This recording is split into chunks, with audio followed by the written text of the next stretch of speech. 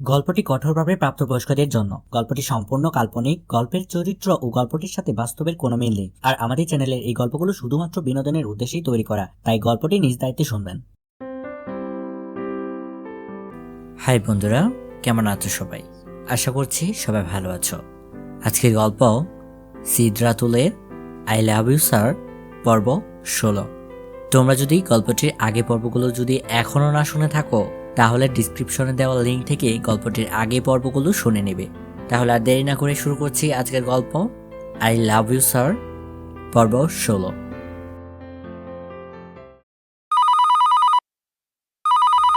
অচেনা নাম্বার থেকে ফোন আসতেই কিছুটা চিন্তিত হয়ে কল রিসিভ করলেন হাওয়া বেগম, কিন্তু অপর পক্ষের কথা শুনে আটকে উঠলেন তিনি। দৌড়ে গেলেন রাশেদ সাহেবের কাছে। শুনছো মাহিরের বাবা হাসপাতাল থেকে ফোন করেছে, কাঁদতে কাঁদতে বললেন মিসেস হাওয়া বেগম। কি বলেছে তারা? এভাবে কান্নাকাটি করছে কেন?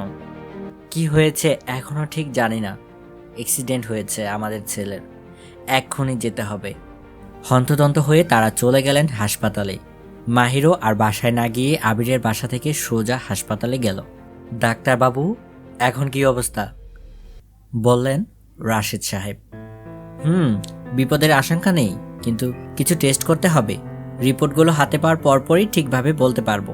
তবে এই ছেলেটাকে আর তার বাবা মাকে আপনাদের ধন্যবাদ জানানো উচিত রাশেদ সাহেব। ওরাই সময় মতো আপনার ছেলেকে নিয়ে এসেছে, নয়তো অতিরিক্ত রক্তক্ষরণে যা কিছু একটা হয়ে যেতে পারত। ছেলেটা আপনার ছেলেকেও রক্ত দিয়েছে এক ব্যাগ। আসলে ওই সময় রক্ত না পাওয়া গেলে সমস্যা হতো খুব। হাওয়া বেগম এগিয়ে গেলেন তাদের কাছে। আপনাদের কি বলবো জানি না, এর কৃতজ্ঞতা প্রকাশ করার ভাষা নেই আমাদের। না না, আমরা এমন কিছু করিনি। আসলে আমরা পরিবারের সবাই মিলে ঘুরতে যাচ্ছিলাম, হঠাৎই দেখি রাস্তায় একটা ছেলে পড়ে আছে। আসলে সত্যি বলতে আমরা এড়িয়েই যেতাম, কিন্তু আমার ছেলেটা গাড়ি থেকে নেমে গেল, ওই হাসপাতালে নিয়ে এসেছে। মাহির দাঁড়িয়ে দাঁড়িয়ে সব শুনল, তারপর এগিয়ে গেল পাশের রুমটায়। দেখলো একটা ছেলে বিছানায় শুয়ে। আমার নাম মাহির, তোমার? অর্ক। তুমি আজ আমার ভাইয়াকে বাঁচিয়েছ অর্ক, আবার রক্ত দিলে। তোমাকে ধন্যবাদ জানিয়ে ছোট করব না। আসলে তেমন কিছু না, আমরা একটু বেরিয়েছিলাম, হঠাৎই রাস্তায় ওনাকে দেখতে পাই, তাই। আচ্ছা, আমরা কি বন্ধু হতে পারি? অবশ্যই। কোন ক্লাসে পড়ো? কোনো ক্লাসেই না। মানে? অ্যাডমিশন প্রার্থী। ও, তুমি তাহলে আমার 1 বছরের বড়। কিছু মনে করো না, তোমাকে তুমি করে বলেছি বলেই। আমি আবার এইচএসসি দেব। সমস্যা নেই, তুমি করেই বলো। আচ্ছা, উনি কেমন আছে? এখন কেবিনে নিয়েছে, কিছু টেস্ট করে তারপর ডাক্তাররা বলতে পারবে। ও। অর্ক বেড থেকে উঠল। এ কি, তুমি উঠছো কেন? রেস্ট নাও। অনেকক্ষণ হলো শুয়ে আছি, তাই উঠলাম। আসলে প্রথমবার রক্ত দিলাম তো, তাই নার্স বললো একটু রেস্ট নিতে, তাই একটু শুয়েছিলাম। এখন একটু বাইরে যাই। আচ্ছা। অর্ক রুম থেকে বেরিয়ে বাইরে আসলো। পাশের ঘরটায় রিহানকে শিফট করা হয়েছে। কাছে জানালা দিয়ে দেখতে লাগলো রিহানকে। রিহান তখন অচেতন, কিন্তু রিহান কি জানে তার অচেতনতাতে একটা ছেলে তার দিকে খুব মায়া ভরা চোখে তাকিয়ে আছে। যে দৃষ্টিতে আছে মায়া, অনুভূতি, আরও অনেক কিছু।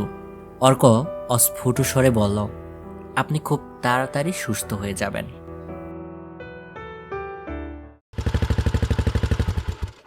আবির বাইক নিয়ে এসে দাঁড়ালো রাশেদ চৌধুরীর বাসার সামনে। চোখে মুখে তার বিরক্তির ছাপ স্পষ্ট। মাহির তখন বলেছিল আজ নাকি তাকে ঘুরতে নিয়ে যেতে হবে, না হলে সে নাকি সব ছবি ভাইরাল করে দিবে। আবির মনে মনে বলল, ও ছবিগুলো ভাইরাল করতে পারে, ওর মতো জঘন্য একটা ছেলেকে দিয়ে এই কাজটা অসম্ভব নয়। কিন্তু তাহলে আমার কি হবে? ওদের অনেক টাকা পয়সা, ক্ষমতা, আমাদের তো তা নয়। আমাদের মান সম্মানটুকুই সম্বল। আজ শুধু বাধ্য হয়ে এখানে আসলাম, তবে যেভাবে হোক ওইসব ছবি ভিডিও আমি নষ্ট করে দেব, তারপর আর কখনো ওর সামনে যাব না। আবির বাসার ভেতরে ঢুকলো, কিন্তু বাসায় কেউ নেই। এক কাজের লোককে দেখতে পেল, তাকে জিজ্ঞাসা করলো, বাসার সবাই কোথায়? হাসপাতালে গেছে। হাসপাতালে? কিন্তু কেন? বাইজানের পোলার তো আজ অ্যাক্সিডেন্ট হয়েছে, আইজির সকালে। রক্তে নাকি মাখামাখি অবস্থা, বাসে না মরে আল্লাহই জানে। সবাই এখন হাসপাতালে। কি? কে? মাহির নাকি রিহান? কার অ্যাক্সিডেন্ট হয়েছে? হেইডা তো কইতে পারুম না।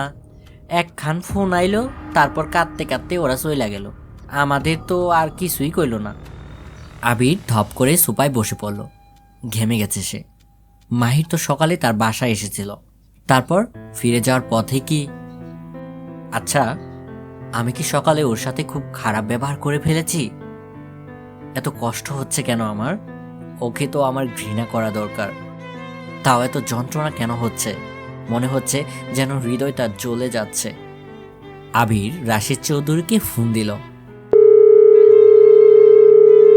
হ্যালো আঙ্কেল, আমি আপনার বাসায় এসেছিলাম। একজন বলল আপনার হাসপাতালে। বাবারে, কি থেকে যে কি হয়ে গেল আমার ছেলেটার।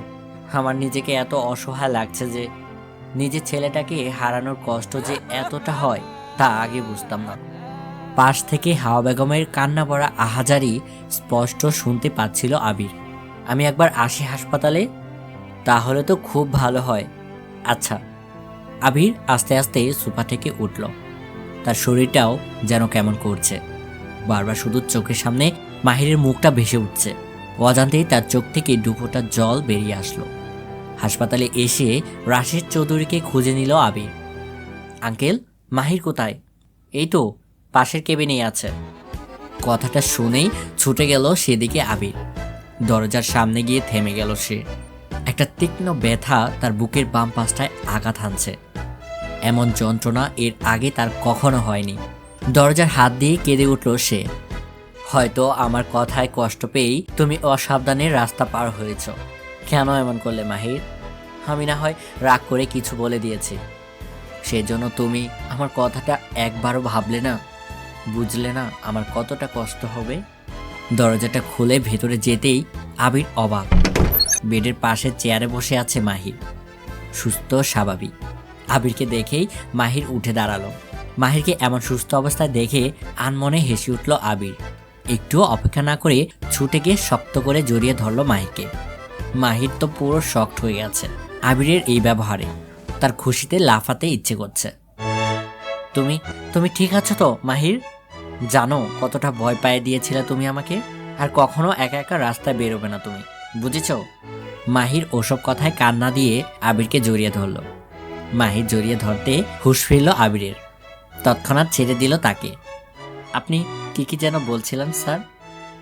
কই কিছু কিছু না তো, কিছু বলিনি তো। তাইলে বুঝি আমি ভুল শুনেছি? আপনি কি ভেবেছিলেন আমি অ্যাক্সিডেন্ট করেছি তাই এইভাবে ছুটে এসেছেন আমার জন্যে? ওফ, আমার যে কি ভালো লাগছে। আমাকে এত ভালোবাসেন আপনি। চুপ, কে তোমাকে ভালোবাসে? তোমার মতো একটা নোংরা চিন্তা ভাবনার ছেলেকে আমি ভালোবাসবো? তোমার মধ্যে তো মিনিমাম বিবেকটুকুও নেই। তুমি অ্যাক্সিডেন্ট করলে তো ভালোই হতো। বুঝেছি, আমার মৃত্যু কামনা করছেন তো করুন করুন। একমাত্র মৃত্যুই পারে আপনাকে বাঁচাতে, কারণ আমি না মরা পর্যন্ত আপনার পিছু ছাড়ছি না।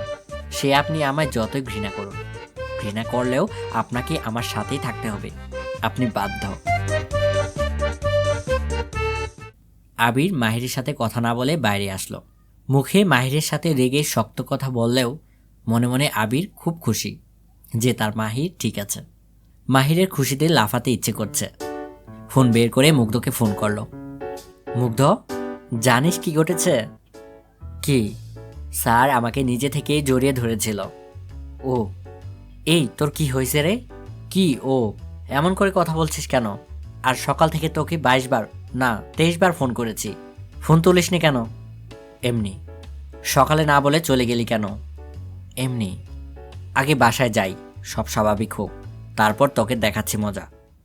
বাসায় যাই মানে? কোথায় তুই? হাসপাতালে। হাসপাতালে কেন? আঙ্কেল আঙ্কেল কি আবারও স্ট্রোক করেছে নাকি? না, ভাইয়ার অ্যাক্সিডেন্ট হয়েছে, অবস্থা কেমন জানি না, এখনো জ্ঞান ফিরেনি। কথাটা শুনে মুগ্ধের হাত থেকে ফোনটা পড়ে গেল। পাথরের মতো দাঁড়িয়ে আছে সে। মাহির কয়েকবার হ্যালো হ্যালো, মুগ্ধ শুনতে পাচ্ছিস? হ্যালো। ফোনটা কেটে গেল। তারপর মাহির রিহানের কেবিনের দিকে যেতেই দেখলো অর্ক রিহানের কেবিনের সামনে জানালা দিয়ে এক দৃষ্টিতে তাকিয়ে আছে রিহানের দিকে। বন্ধুরা শুনছিলে আই লাভ ইউ স্যার পর্ব 16। আজকে পর্বটি তোমাদের কাছে কেমন লেগেছে সেটা কমেন্ট করে জানাতে একদমই ভুলবে না। আর গল্পটি ভালো লাগলে একটি লাইক অবশ্যই দেবে। গল্পটির পরবর্তী এপিসোড তোমরা শুনতে পারবে আগামী বৃহস্পতিবার। সে পর্যন্ত সবাই ভালো থেকো আর বাংলা স্টোরির সাথেই থেকো। বাই।